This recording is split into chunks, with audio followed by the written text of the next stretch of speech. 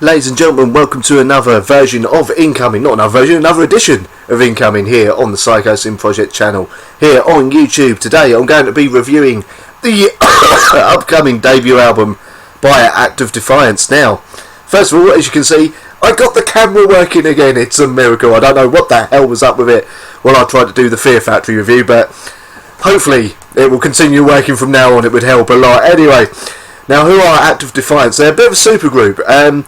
They contain the original singer from Scar the Martyr, which is Jay Jordison's current band. Jay Jordison's Slipknot, obviously.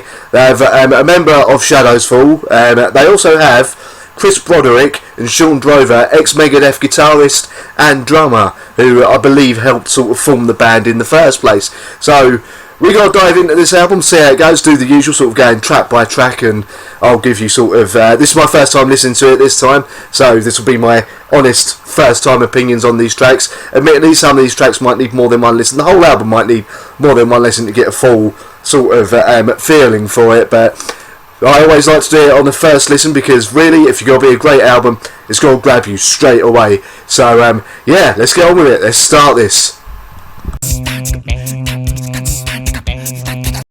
The opening track on the album is Throwback. Now this starts with a sort of very melodic high note intro, that's the word I'm looking for, and then goes into a full-on thrash attack. Then the vocals come in, and the vocals are making this sound like a mixture between old school thrash metal, like full-on Slayer styled thrash metal, and metalcore. Kind of think of Killswitch Engage if they went for more of a thrashier approach than the straight up metalcore approach that they did. But all in all, a fantastic opener to the album, and hopefully they can continue this intensity. And I've got to give it to him.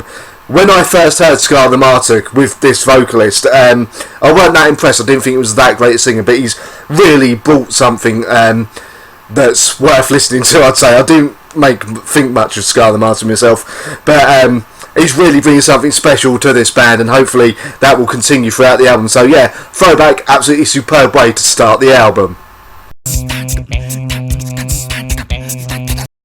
Up next is Legion of Lies. Now this one is definitely going to be a live favourite. It goes full on into anthemic, sort of really heavy guitars that bring to mind actually more newer style Testament, that kind of really great thrashing guitar in there. Chris Broderick really on top of his game on the guitars on this song as well, and then the vocals just add another level of intensity to it as well. Another fantastic song. Let's continue.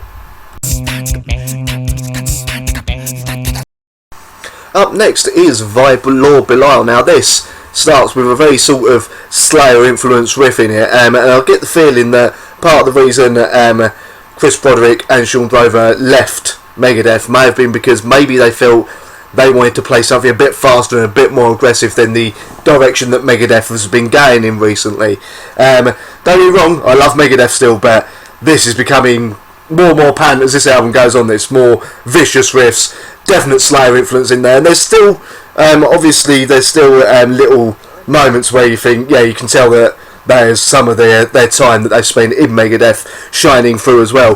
But on this absolutely superb song again, real rager, and then you get to the gang vocals. It's essentially the chorus that again is going to be something that sounds amazing live. Another fantastic song. So let's continue with the album. Up next is Refrain and Refracture. Now this one's got more of a straightforward metal feel to it. They go for a more sort of mid-paced, mid-tempo riff and drum beat on this, and then the vocals come in and we get a more of a reliance on the cleaner vocals on this song as well. I have a feeling they're aiming at this being one of the singles from the album. Definitely a nice change of pace, and the riffs are there, and Chris Broderick again, along with Sean Drover, showing how great they are with their instruments, really helping to increase the impact of this song. But I have a feeling this is one that's going to grow on you with more and more repeated listens. On the first listen, how I'll say it's okay. It's not a brilliant, it's not a standout song, but I think it's going to be one of those that worms its way into your head the more you listen to it. Anyway, on to the next song. Track number 5 on the album is called Dead Stare. Now this is it's more of a straightforward thrash song, but it recalls some of Chris Broderick's earlier work with Nevermore. I finally got there. My mind decided to fragment that sentence for some reason, but anyway, because the actual song goes into many different sort of tempos and parts, so it's got a slightly progressive feel to it, but the vocals really work well on this. This is another one I can see either being a single or a real live favourite or a bit of an anthem for fans of the band. And all in all, so far, I mean, we're at the halfway point in the album, and it's a pretty damn good album so far. So let's continue and see if it can continue holding up that high quality. Track 6 is Disastrophe. Now, on this song, we're back to the more extreme thrash sound of the earlier album. And I'm going to be honest, so far on this song seems, again, kind of average. I don't know if this will grow on me that much. I don't know what it is, but it doesn't quite hit me as much as the earlier album does. Again, might grow on me, but on first listen, not amazingly impressive. Guitar work and drumming and the bass, fantastic. Even the vocals are great, but just for some reason, this isn't coming across to me as a real winner of a song. But not a bad one, not a terrible song by any means, but considering how high the quality of most of the rest of the album has been, seems a little bit of a miss to me on this one. But anyway, let's see how the rest of the album goes. The next song on the album is Poison Dream. Now this is another sort of song to slow down the pace of the album with a more of a mid-paced riff going on in this song, with superb vocals over the top and the riff just gaining, and the drums and obviously all the instruments, sorry, the band is probably the way I should put this, gaining more and more in intensity as the song goes on, with the riff building up and up, with an absolutely superb bit of guitar work near the end with the guitar solo by Chris Broderick, and fantastic steady drumming, solid drumming by Sean Drover, while the vocalist continues, just gets his vocals at the right pace and everything. He just gets the right feel for this song. So yeah, absolute winner on this song. On to the next one. Another mid-paced song follows next. This is Obey the Fallen, and on this song, the vocalist really shows how great a singer he is. His clean vocals pretty much all the way through on this song, and he really comes into his own definitely on this song. Suits the music a bit better than his heavier vocals, but obviously heavy vocals kind of work for the faster songs. And on this song, this does remind of a real classic Megadeth style song. Obviously, that's going to happen because Chris Broderick was in Megadeth for a while, but yeah, this really sounds like what they feel Megadeth should have been at the time, and this is their own version of it, but with, dare I say, a slightly more melodic singer than Dave Mustaine doing the front in it. Not to do any disservice to Dave Mustaine, because I'm a huge Megadeth fan, but yeah, this is a fantastic song, and can see this being really possibly be another single. We shall see. Anyway, 2 songs left. Let's get into them. Track 9 on the album is Crimson Psalm. I can't even speak. And I've just had it confirmed by the person who's in my room with me, who refuses to come onto the camera, that it's not just me. When this singer does his clean vocals, he does sound a bit like Matt Tuck from Bullet for My Valentine.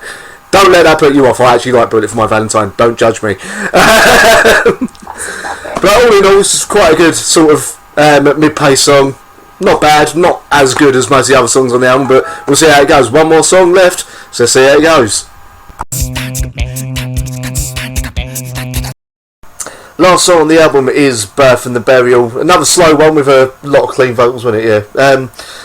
Got a bit heavier as well, bit of an epic closing track to the album, and yeah, not bad at all. So, what do I think of the album? Find out in the conclusion next.